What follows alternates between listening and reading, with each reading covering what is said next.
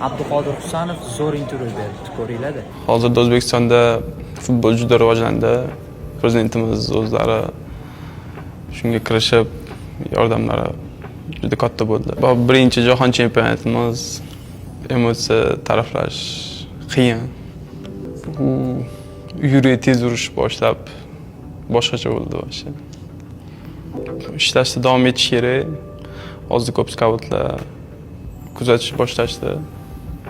O'ylaymanki, уже boshlanadi. Yana kelish Angliyaga, Fransiyaga. Men yoshlikdan o'zi orzu qilib kelganman. Angliyada o'ynashni, Angliyada top 3 komandada o'ynashni. Hozircha hammasi reja bo'yicha ketyapti. Hali rejalarimiz boshqa.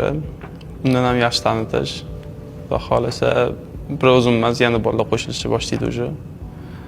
Bir O'zbekiston tanitish bu sharaf hamma уже taniyapti. Yaxshi. 4 yildan keyin yana jahon chempionati bor. Unga ham chiqishimiz kerak. Hamma уже motivatsiya olyapti, ko'rishyapti, o'ynasa bo'ladi.